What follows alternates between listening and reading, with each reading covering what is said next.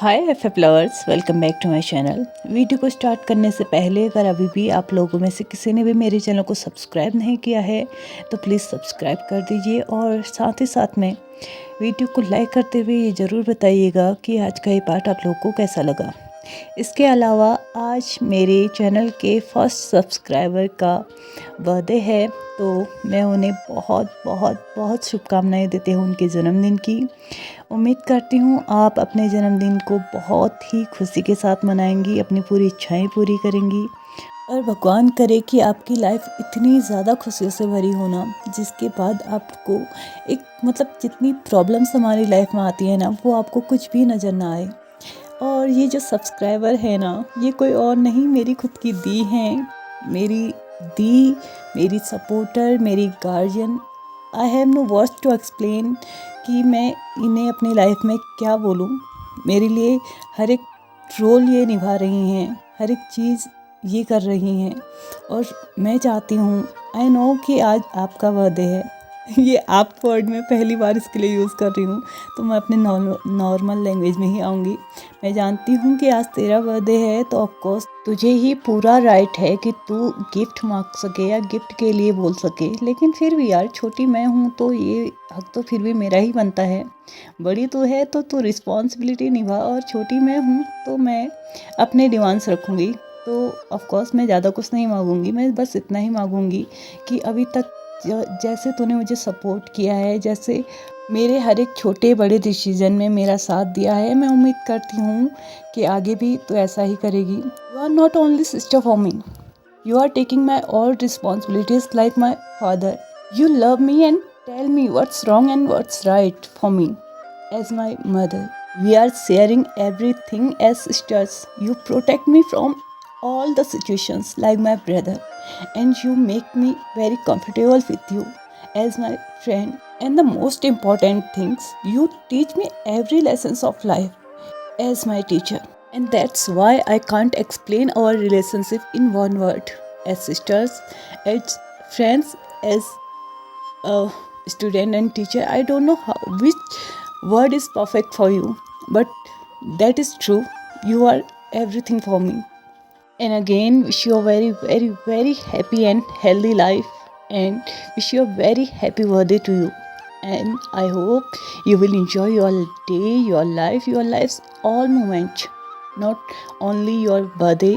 I wish you will enjoy your life's every single moment as your special occasions. Again, happy birthday and be happy, be cheerful and love you. So बहुत ज़्यादा चीज़ें मैं बोल चुकी हूँ। Actually मैं अपनी दी के साथ बहुत ज़्यादा अटैच्ड हूँ, जिसकी वजह से ये सारे इमोशंस मैं निकाल पाती हूँ अपने मन से अपनी दी के लिए। तो चलिए, बहुत ज़्यादा हो गया है, बहुत सारे लोगों को गुस्सा भी आ चुका होगा, कोई बात नहीं, बेयर कर लीजिएगा।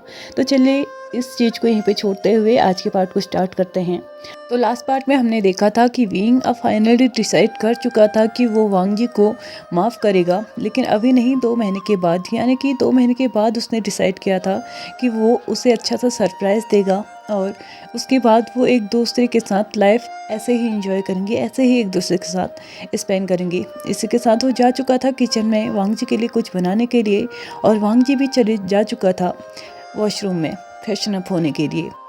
विंग किचन में आते ही वांग जी के लिए कुछ हल्का सा बनाने लगता है, लाइक सूप वगैरह, और वांग जी अभी भी वॉशरूम में ही था। उसे अभी भी कुछ अच्छा फील नहीं हो रहा था, उसका अभी भी बहुत ज़्यादा हेडेक हो रहा था, क्योंकि उसका जो फीवर था ना, वो अभी कम्प्लीटली ठीक नहीं हुआ था, जिसकी वजह से उसका जो हेड था ना, बहुत ज़्यादा पेन कर रहा था, उसे बुरी तरीके से हेडेक हो रहा था। लेकिन ये चीज़ें वो अभी विंग को नहीं बताना चाहता था, क्योंकि वो जानता था कहीं ना कहीं विंग पूरी रात उसकी वजह से टेंशन में होगा, और भले ही वो अनकॉन्शियस था, लेकिन कहीं ना कहीं उसने ये फील किया है कि विंग उसके लिए बहुत ज़्यादा वरीड था, बहुत ज़्यादा टेंस था पूरी रात भर।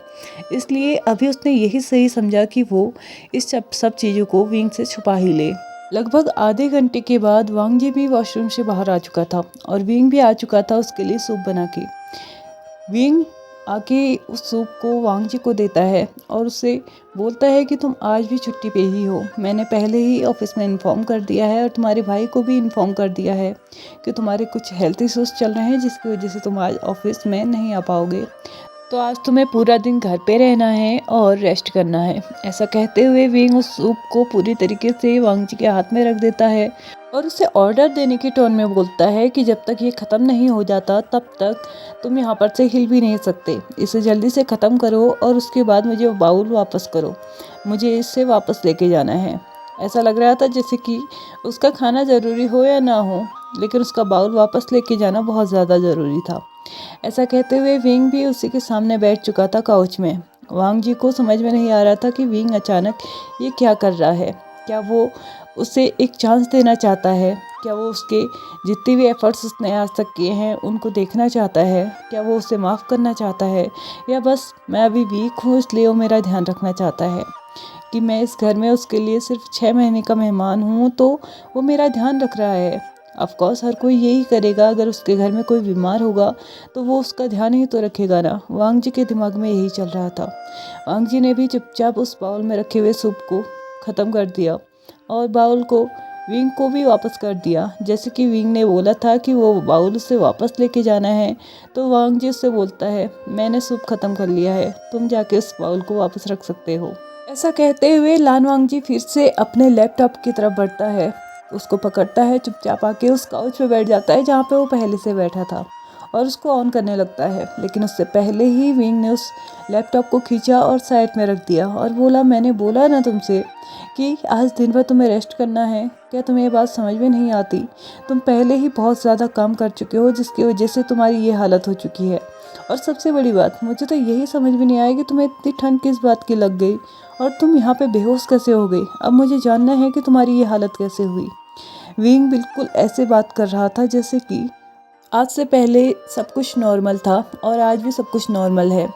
मतलब कि कुछ भी गलतफहमियां नहीं थी, कोई भी उतार चढ़ाव नहीं थे। उनका जो रिलेशनशिप था वो एकदम परफेक्ट चल रहा था और बिल्कुल ऐसा लग रहा था जैसे कि वो एक परफेक्ट कपल हो। ऐसा लग रहा था कि उन दोनों के बीच में कभी कोई अनबन हुई ही नहीं थी। वांग जी भी विंग के इस एक्शंस को देखने के बाद बहुत ज़्यादा शॉक्ड हो रहा था, लेकिन फिर से वो अपने आप को समझाता है कि हो सकता है कि वो मेरा ध्यान रखना चाहता हो। आखिरकार मैं हूँ बीमार इस वक्त, तो उसे लग रहा होगा कि मुझे इस सब की ज़रूरत है, तो वही मुझे वो देने की कोशिश कर रहा है। वांग जी के दिमाग में ये बिल्कुल भी नहीं आया था कि हो सकता है विंग ने उसे एक और चांस दिया हो उसकी लाइफ में वापस आने का। विंग ने भी अब उसकी बात को ज़्यादा इग्नोर नहीं किया और चुपचाप जाके बेड में लेट गया। जैसे कि विंग ने उसको ऑर्डर दिया था कि आज दिन भर उसे रेस्ट करना है, तो उसने भी वो सोच ही लिया था और ठान ही लिया था कि ठीक है, आज वो दिन भर पूरा रेस्ट करेगा। ऐसा कहते हुए उसने अपना ब्लैंकेट लिया, उसे ओढ़ लिया और चुपचाप सो गया। विंग को अभी तक ये समझ में नहीं आया कि वांग जी चुपचाप उठ के वहाँ से क्यों चला गया, उसके क्वेश्चंस का कोई आंसर क्यों नहीं किया। वो फिर से उठता है, वांग जी के पास जाके बैठता है और बोलता है, मैंने तुमसे इतने सारे क्वेश्चंस किए लेकिन तुमने मेरे एक क्वेश्चन का आंसर क्यों नहीं दिया लान वांग जी। मुझे जानना है कि तुम इतनी वीक कैसे हो गए, अचानक तुम्हारी इतनी तबीयत कैसे ख़राब हो गई। क्योंकि परसों नाइट में तो हम लोगों ने एक साथ टाइम स्पेंड किया था ना, तब तक तो तुम एकदम ठीक थे, तब तुमने मेरी हेल्प भी की थी। तो सुबह होते होते ऐसा क्या हो गया कि तुम दिन भर अपने कमरे से बाहर ही नहीं निकल पाए। वांग जी अपने फेस को कवर करके सो रहा था। उसने अपने मुंह से ब्लैंकेट को हटाया और चुपचाप वहाँ पे बैठ के बोला, एक्चुअली परसों जब मैं घर आ रहा था वापस, तो मेरी गाड़ी ख़राब हो चुकी थी, जिसकी वजह से मैंने बाकी का रास्ता पैदल पैदल लिया और रास्ते में बारिश होने की वजह से मैं काफ़ी भीग भी चुका था। और घर आने के बाद फिर मैं ज़्यादा केयरफुल नहीं रहा, गीज़र ख़राब था जिसकी वजह से मैं अपने के लिए हॉट वाटर नहीं कर पाया। नहाने के लिए मैंने ठंडे पानी से ही नहा लिया और मैं अपने आप को अच्छे तरीके से मैंने खुद को ड्राई भी नहीं किया, जिसकी वजह से मुझे हल्का हल्का सा कोल्ड होने लगा था। एसी में रहने की वजह से ज़्यादा हो चुका था और सुबह होते होते मेरी तबीयत और भी ज़्यादा ख़राब हो चुकी थी। मुझे नहीं पता कि मैं कब बेहोश हो गया। मुझे बस इतना याद है कि मैंने पानी लेने के लिए रूम से बाहर जाने की सोची थी, लेकिन मैं रूम से बाहर जा ही नहीं पाया था। विंग ने उससे क्वेश्चन किया फिर से कि तुम कब से बेहोश थे। वांग जी ने बोला, लास्ट टाइम मैंने जब टाइम देखा था तो दिन के 12 बजे हुए थे और शायद लगभग 1 घंटे के बाद ये सब कुछ हुआ था, तो शायद मैं दिन के 1 बजे से बेहोश था या उसके बाद से, मुझे नहीं पता, क्योंकि मैं बेहोश हो रहा था तो मैं टाइम देख के तो बेहोश नहीं होता ना। ऐसा कहते हुए उसने अपनी आंखों को रोल किया और फिर से अपने फेस को कवर करते हुए चुपचाप सो गया। विंग को समझ में नहीं आया कि वांग जी का ये कैसा बिहेवियर था। आज जब विंग उससे बात कर रहा था तो वांग जी उससे क्यों बात करने में इंटरेस्टेड नहीं है।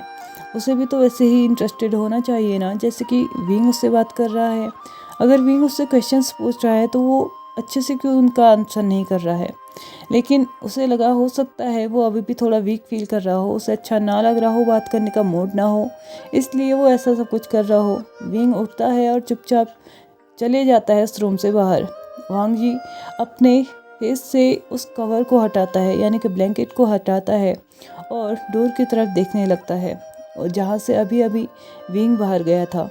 लगभग 10 मिनट उसी डायरेक्शन में देखने के बाद अब वांग जी अपने सर को टर्न करता है, दीवार में टंगे उस कैलेंडर को देखने लगता है और अपने मन में ही सोचने लगता है, बस 2 महीने बचे हैं मेरे पास, और उसके बाद मुझे घर, तुम्हें और बच्चों को सबको छोड़ के जाना पड़ेगा। ऐसा सोचते हुए उसकी आंखों में से बुरी तरीके से आंसू निकल रहे थे। वो चाहता था कि वो अपनी पूरी लाइफ उनके साथ बिताए, विंग के साथ बिताए, अपने बच्चों के साथ बिताए, लेकिन उसने सिर्फ 6 महीने मांगे थे और वो इससे ज़्यादा अब विंग को परेशान नहीं करना चाहता था। इसलिए वो अपने मन ही में पूरी तरीके से सोच चुका था कि 6 महीने कंप्लीट होते ही वो यहाँ से चले जाएगा। और इसी के साथ उसने फिर से अपने फेस को कवर किया और सो गया। कोई नहीं जानता था कि वो सो रहा था या अंदर बैठ के रो रहा था। दूसरी तरफ विंग भी अपने किचन में था, अपने लिए, युआन के लिए और बीजियान, तीनों के लिए ही वो ब्रेकफास्ट रेडी कर रहा था। ब्रेकफास्ट रेडी होने के बाद सब तीनों ने ही एक साथ ब्रेकफास्ट किया और विंग ने दोनों बच्चों से भी बोला कि वो जाके लैन अंकल को चेक कराए और उन्हें गुड बाय बोल दे, क्योंकि वो लोग स्कूल जाने वाले हैं। वो दोनों ही उनसे अब शाम को आके मिलेंगे, तो इस वक्त जाओ उनके पास और उनसे गुड बाय बोलो। ऐसा कहते हुए विंग ने दोनों बच्चों को वांग जी के रूम की तरफ भेज दिया। वो दोनों बच्चे भी काफ़ी एक्साइटेड थे, क्योंकि लास्ट नाइट उन्हें पता था कि वांग जी की तबीयत ख़राब हो चुकी थी। भले ही उन्होंने उन्हें देखा नहीं था, लेकिन फिर भी वो दोनों वरीड बहुत ज़्यादा थे। लगभग 5 मिनट के बाद वो दोनों ही बच्चे वांग जी के रूम के बाहर थे। उन दोनों ने ही डोर को नॉक किया और अंदर आने की परमिशन ली। वांग जी ने जैसे ही बच्चों की आवाज़ सुनी तो वो भी बहुत ज़्यादा खुश हो चुका था, क्योंकि कल दिन भर उसने अपने बच्चों को नहीं देखा था और उसने उन दोनों को परमिशन दी अंदर आने की। वो दोनों जैसे ही अंदर आए, सबसे पहले वीजान भागते हुए गई और वांग जी के गले लग गई। वांग जी पहले हेजिटेट कर रहा था उसे टाइट हग करने के लिए, क्योंकि उसे अभी भी थोड़ा बहुत फीवर था और हो सकता था कि उसे फ्लू भी हो, इसलिए वो डर रहा था कि कहीं विजियान भी उसके साथ साथ इन्फेक्टेड ना हो जाए। लेकिन फिर भी उसने विजियान को टाइटली हग किया, उसके फोरहेड पे, उसके चिक्स पे किस किया और उसके बाद उसने युआन को भी इशारा करते हुए अपनी तरफ बुलाया और उसको भी एक टाइटली हग किया। और उसके बाद उन दोनों से ही पूछा, तो कैसा था तुम दोनों का दिन कल का। उन दोनों ने ही एक साथ आंसर किया, हाँ ठीक था, बट उतना भी ठीक नहीं था, क्योंकि आप कल दिन भर हमें देखने नहीं आए और ना ही आपने हमें ये बताया कि आप बीमार हैं। ऐसा कहते हुए उन दोनों ने ही अपने फेस पे एक सैड पाउट बना दिया। एक क्यूट सा पाउट उन दोनों के ही फेस पे था। वांग जी उन दोनों के इन क्यूट फेसेस को देखने के बाद ना बहुत ज़्यादा हैप्पी फील करने लगा था। एक स्वीट सी स्माइल उसके भी फेस पे थी और वो भी एक क्यूट से वे में उन दोनों से बोलता है, oh I am really very sorry my little champs, next time ऐसा नहीं होगा, ठीक है ना। मैं नेक्स्ट टाइम प्रॉमिस करता हूँ कि अगर मैं इस घर में रहूँगा तो मैं ऑफकोर्स तुम लोगों के साथ ही अपना टाइम स्पेंड करूँगा। ऐसा कहते हुए वो उन दोनों को ही अपनी तरफ खींचता है और एक टाइट हग करता है। समय हो चुका था उन दोनों के स्कूल जाने का, तो इसलिए विजियान को याद दिलाता है कि उन्हें स्कूल भी जाना है। और ऐसा कहते हुए वो दोनों ही वांग जी से गुड बाय बोलते हैं और रूम से बाहर चले जाते हैं। अब घर में सिर्फ वांग जी था, यानी कि वो 3 के 3 जा चुके थे। विंग अपने ऑफिस जा चुका था और युआन और विजियान दोनों ही अपने अपने स्कूल जा चुके थे। अभी घर में सिर्फ और सिर्फ वांग जी था। वांग जी जैसे ही सोने जा रहा था, उसके फ़ोन में एक मैसेज रिसीव होता है। वो उस मैसेज को देखता है तो देखता है कि वो मैसेज विंग के एंड से था, जिसमें विंग ने लिखा था कि मैंने खाना बना दिया है और केयरफुली अपनी दवाई के साथ साथ उस खाने को भी खा लेना, और अगर मुझे शाम को आने के बाद वो खाना वैसा का वैसा दिखता है तो याद रखना तुम्हें इसके लिए पे बैक करना होगा। ये चीज़ें वांग जी को बहुत अच्छी लग रही थी। ऐसा लग रहा था कि कोई तो है उसकी केयर करने वाला आज। वांग जी एक सिंपल से वर्ड में उसका आंसर करता है, ठीक है, मैं सब बातों को ध्यान में रखूँगा। ऐसा कहते हुए उसने उस फ़ोन को साइड में रखा और लेट गया अपने बेड में। लगभग 3 घंटे निकल चुके थे, वांग जी अभी भी सो रहा था। लेकिन धीरे धीरे अब वांग जी की नींद टूटने लगी थी। उसने अपने आप को पूरी तरीके से एनर्जेटिक महसूस किया। ऐसा महसूस किया कि अब उसे कोई भी वीकनेस नहीं है। लेकिन अब उसे भूख लग रही थी, इसलिए वो उठता है और डायरेक्टली किचन की तरफ बढ़ता है। किचन में जाके वो उस खाने को दोबारा से गर्म करता है जो कि विंग ने बनाया था, क्योंकि वो अभी तक पूरी तरीके से ठंडा हो चुका था। और खाने को खाने के बाद और थोड़ा बहुत क्लीनिंग करने के बाद, यानी कि किचन की सफाई करने के बाद और डिशेस वगैरह जितनी भी चीज़ें थी उनको धोने के बाद, सब कुछ सेट करने के बाद वो वापस से अपने रूम में बढ़ता है। रूम में जाने से पहले वो देखता है कि विंग का रूम का जो डोर है ना, वो स्लाइडली थोड़ा सा ओपन है। वांग जी इस रूम में लगभग 4 साल पहले गया था, या 4 साल से भी ज़्यादा हो चुका था जब वांग जी इस रूम में एंटर किया था। तब से लेके आज तक वांग जी ने उस रूम में एंटर नहीं किया था। लगभग 4 महीने से वो इसी घर में रह रहा था, लेकिन अभी तक विंग ने उससे परमिशन नहीं दी थी कि वो उसके रूम में एंटर कर सके। अभी इस डोर को ओपन देखने के बाद कहीं ना कहीं वांग जी के मन में एक इच्छा हो रही थी कि वो क्यों ना वापस से इसी रूम में जाए और फील करे उन दिनों को जो वो पहले किया करते थे। जब भी युआन घर में नहीं होता था तो वांग जी और विंग अपना टाइम इसी रूम में स्पेंड करते थे। वांग जी चाहता था कि वो अंदर जाए और उसी टाइम को दोबारा से याद करे, और वो अपने कदमों को बढ़ाने लगता है विंग के रूम के अंदर। वो फाइनली विंग के रूम के अंदर था। वो चारों तरफ देख रहा था, एक एक चीज़ बारीकी से देख रहा था। उसने देखा कि आज भी कुछ भी ज़्यादा चेंज नहीं है, बस कुछ चीज़ें हैं जो अभी ऐड हुई हैं, लेकिन पुरानी जो भी चीज़ें थी ना, उसमें से कुछ भी रिमूव नहीं हुई है। हर एक चीज़ अपने ही जगह पे है। हर एक चीज़ जो जहाँ पे थी और जो जैसा था वो बिल्कुल वैसा ही था। हाँ, कुछ चीज़ें ऐड ज़रूर हुई थी, और वो चीज़ें थी युआन की, मतलब युआन के एंड से जो कुछ भी मतलब उसको गिफ्ट दिए गए थे विंग को, बस वही थे। उसके अलावा और कुछ भी नहीं था। वांग जी अब धीरे धीरे पूरे कमरे में घूमने लगा था। वो एक एक चीज़ को टच कर रहा था और फील कर रहा था विंग के होने का। वो एक एक चीज़ को ऐसे महसूस कर रहा था कि जैसे विंग का हाथ उसके हाथों में हो। फाइनली वांग जी अब विंग के बेड पे जाके बैठ गया था। वो चुपचाप वहाँ पे लेट जाता है। वो फील करने लगता है कि वो कैसे इस बेड में न जाने कितने बार सोए थे, एक दूसरे को कडल करके, एक दूसरे को हक करके। उन्होंने बस 2 महीने एक साथ गुजारे थे, लेकिन वो 2 महीने उनके लिए बहुत ज़्यादा अच्छे थे। उन 2 महीनों में उन्होंने बहुत ज़्यादा हैप्पीनेस गेन की थी। धीरे धीरे उन सब चीज़ों को फील करते करते वांग जी फिर से अपने आप को ब्लेम करने लगा था कि काश उसने सिर्फ एक चीज़ को भुला दिया होता, काश उसने सिर्फ एक अपने बदले की जो भावना थी ना, उसको साइड में रख दिया होता, तो आज वो एक हैप्पी फैमिली की तरह रह रहे होते। हर एक चीज़ होती उनके पास, हर एक चीज़।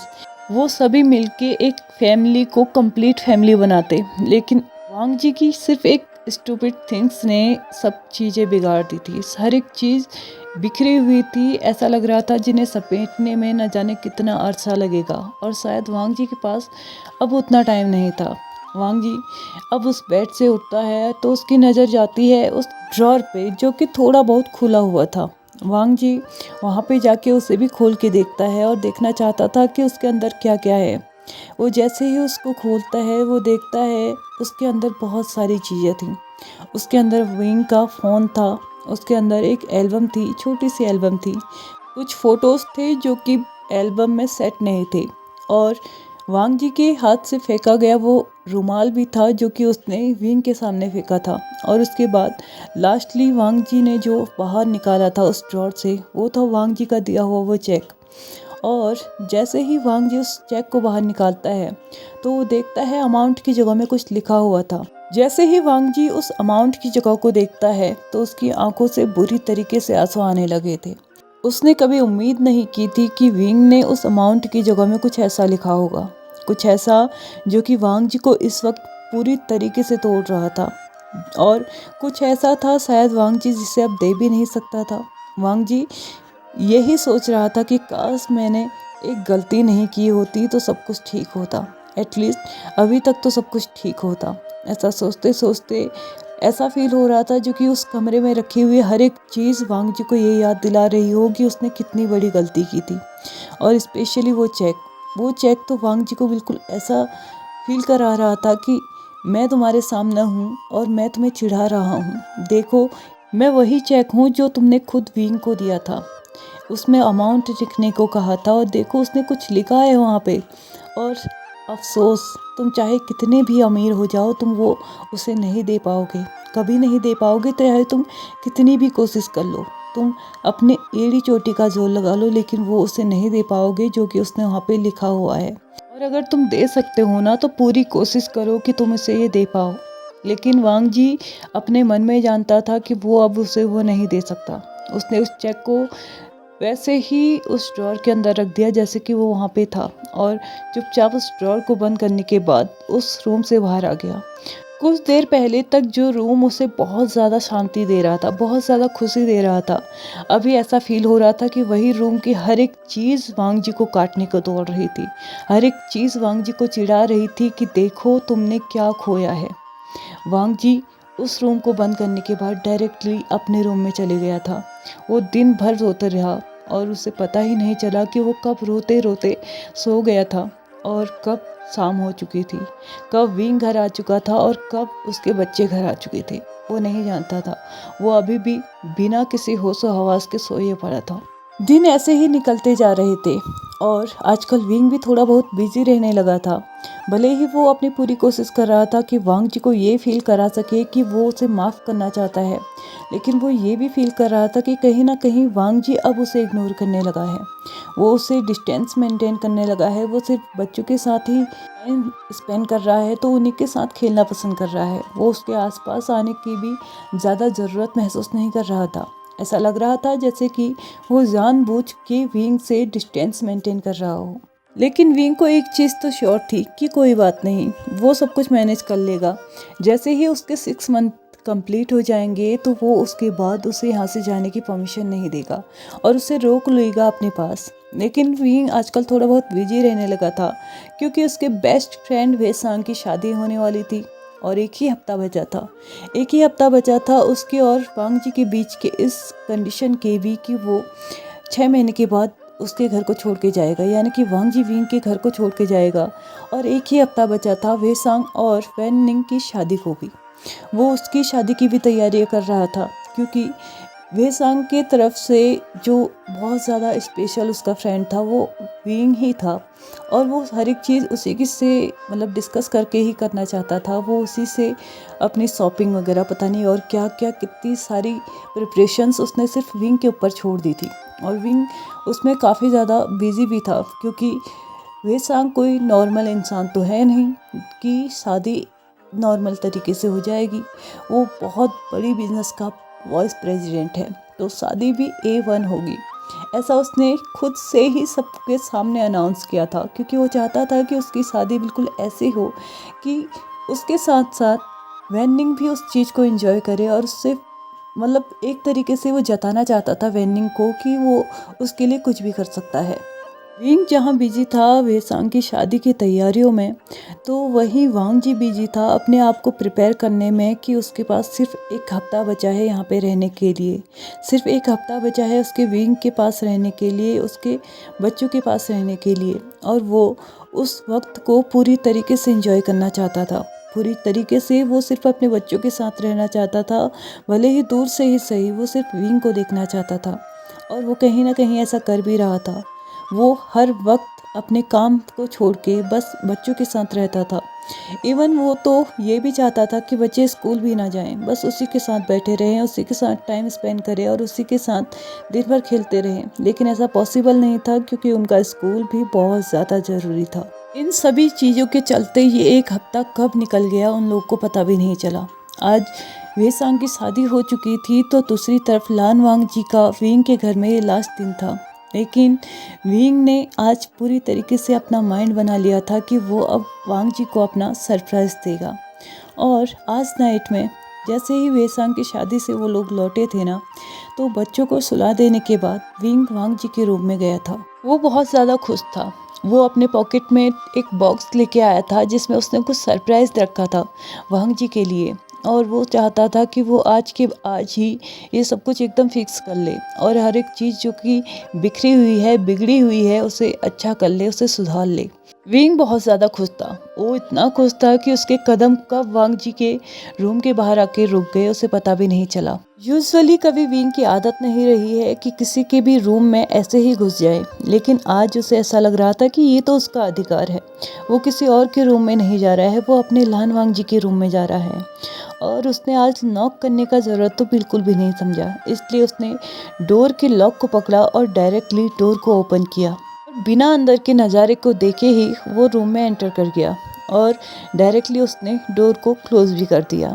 और जैसे ही वो मुड़ा ना, उसके सामने जो नज़ारा था, जो सीन था, उसको देखने के बाद उसे समझ में नहीं आ रहा था कि उसे क्या करना चाहिए। उसके सामने जो नज़ारा था वो एकदम हार्ट ब्रेकिंग था। वो ऐसा लग रहा था जैसे विंग ने ये सब कुछ एक्सपेक्ट नहीं किया था। वांग जी एक एक करके अपने सारे सामान को पैक कर रहा था और उसने 2 या 3 बैग पहले ही पैक कर लिए थे और वो लास्ट बैग भी अब पैक कर रहा था। विंग ये सब कुछ देखने के बाद एकदम शॉक्ड हो चुका था। वो नहीं चाहता था कि वांग जी कभी भी अपने सामान को इस तरीके से पैक करे। हाँ, वो ये ज़रूर चाहता था कि वांग जी अपने सामान को शिफ्ट कर ले उसके रूम से अपने रूम में, यानी कि वांग जी के रूम से विंग के रूम में, और उस विंग के रूम को वो अपना रूम बना ले। यानी कि अब उस रूम में वो अकेले नहीं रहना चाहता था। उस रूम में वो वांग जी को भी चाहता था, लेकिन यहाँ का नज़ारा देखने के बाद ऐसा लग रहा था जैसे वांग जी ने ठान ली हो कि वो अब जाके रहेगा। लेकिन विंग फिर से खुद को संभालता है और सोचता है कि हो गया, उसने तो अपना सरप्राइज अब तक बताया ही नहीं है, तो वांग जी किस बेस पे यहाँ पे रुकेगा। उसे तो यही लग रहा होगा ना कि मैंने उसे माफ़ ही नहीं किया, और जैसे ही वो सुनेगा ना कि मैंने उसे माफ़ कर दिया है तो वो पक्का यहाँ पे रुकेगा, पक्का वो वही करेगा जो मैं उससे कहूँगा। ऐसा कहते हुए विंग अंदर की तरफ बढ़ता है और वो वांग जी से पूछने लगता है कि तुम अपने सामान को क्यों पैक कर रहे हो। वांग जी बिना विंग की तरफ देखे अपने सामान को पैक किए जा रहा था और वो आंसर भी करता है कि कल मुझे यहाँ से जाना है, तो ऑफ कोर्स मुझे अपना सामान तो पैक करना होगा ना।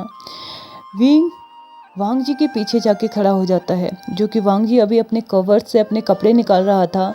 वो जस्ट मुड़ने ही वाला था कि विंग उसको पैक कर देता है और बोलता है, क्या तुम सच में जाना चाहते हो? क्या तुम नहीं चाहते कि तुम अपनी लाइफ हम लोग के साथ स्पेंड करो? क्या तुम नहीं चाहते कि तुम अपनी ये पूरी की पूरी लाइफ अपने बच्चों के साथ स्पेंड करो, मेरे साथ स्पेंड करो?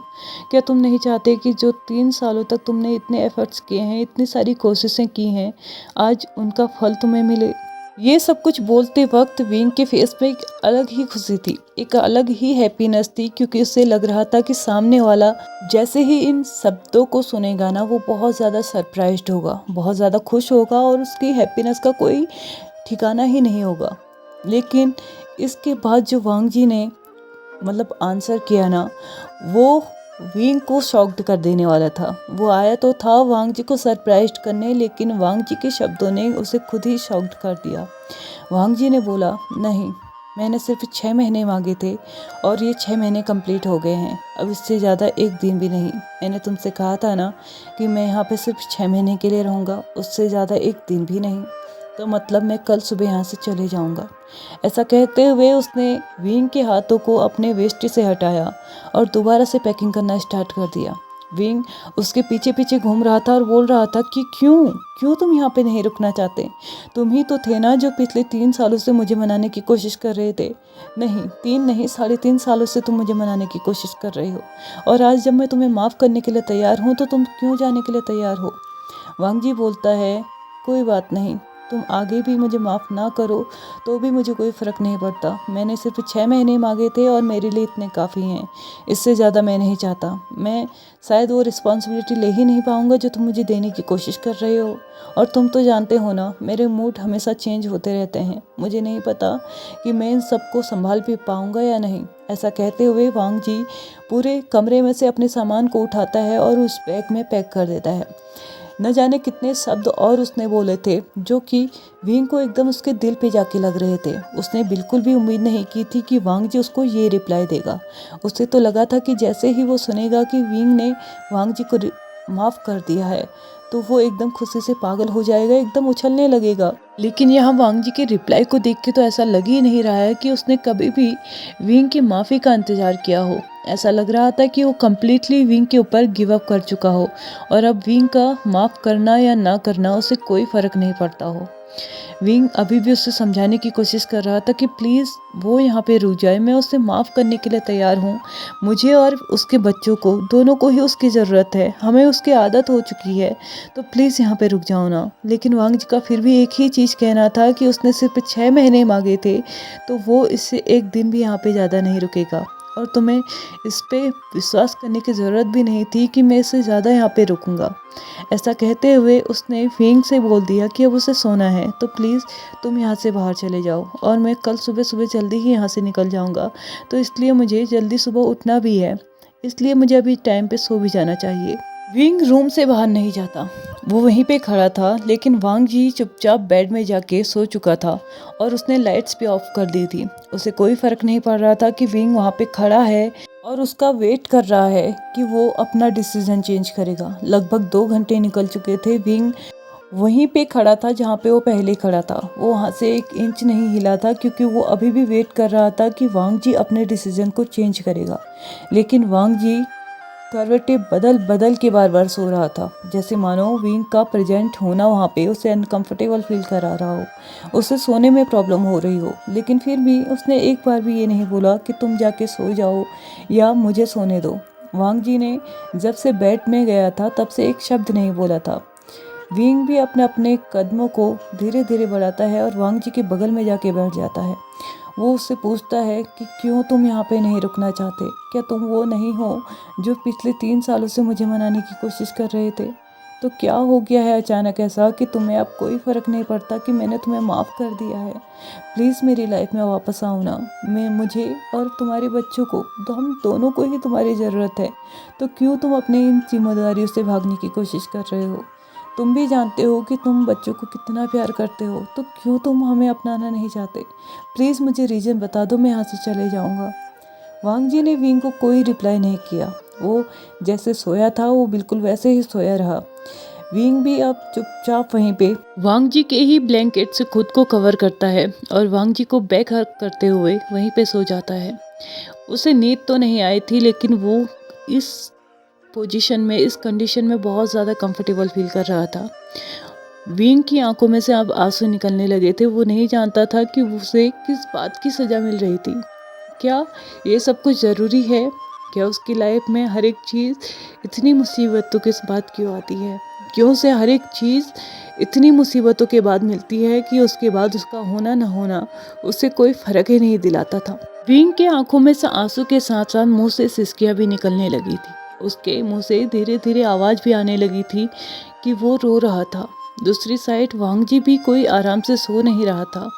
उसकी आंखों में से बुरी तरीके से आंसू निकल रहे थे। वो चाहता था कि वो अभी टर्न हो और विंग को टाइटली हग करके बोले कि प्लीज़ प्लीज़ मत रो। तुम चाहते हो ना कि मैं नहीं जाऊंगा, तो मैं नहीं जाऊंगा। प्लीज़ मत रो, ऐसा मत करो प्लीज़। मुझे हर्ट होता है ये सब कुछ देखने के बाद। लेकिन वो ऐसा कर नहीं पाया क्योंकि वो जानता था अगर एक बार वो मुड़ा तो वो अपने आप से कंट्रोल खो देगा और उससे आगे की सिचुएशन क्या होगी वो नहीं जानता था। अब वो दोनों ही रात भर सिर्फ रो रहे थे, एक दूसरे को फील कर रहे थे, लेकिन उन दोनों में से अब एक भी इंसान बोलने को तैयार नहीं था। सुबह के 4 बज चुके थे। वांग जी विंग के हाथों को अपने वेस्ट से हटाता है और चुपचाप बेड से बाहर आ चुका था। विंग अभी भी वांग जी को देख रहा था। वो बस इसी उम्मीद में था कि वांग जी अपने डिसीजन को चेंज करेगा। वांग जी जहाँ जहाँ जा रहा था विंग उसके उसके पीछे जा रहा था। बस एक ही चीज़ बोलने की कोशिश कर रहा था कि प्लीज़ मत जाओ, प्लीज़ मत जाओ। लेकिन वांग जी को जैसे अब कोई फ़र्क नहीं पड़ रहा था। वो विंग को कम्प्लीटली इग्नोर कर रहा था। वो अपने सामान को एक एक करके अपने रूम से बाहर निकाल रहा था और रूम से बाहर निकालने के बाद एक एक करके उन्हें अपनी गाड़ी में भी रख रहा था। अब वांग जी का लास्ट बैग बचा हुआ था। वो उसको लेके जाने से पहले अपने बच्चों के रूम में जाता है, उनके फॉरहेड पे किस करता है और उन्हें बोलता है शायद आज के बाद मैं तुम्हें नहीं देख पाऊँगा और शायद उससे भी बड़े चांस है कि तुम मुझे ना देख पाओ। ऐसा कहते हुए उनके चीक्स पे भी किस करता है और बोलता है कि अपना ध्यान रखना और अपने डैड का भी ध्यान रखना। मैं जानता हूँ तुम दोनों ही बहुत ज़्यादा समझदार हो, अपने साथ साथ अपने डैड का भी ध्यान रखोगे, इसलिए मुझे कहने की तो ज़रूरत है ही नहीं।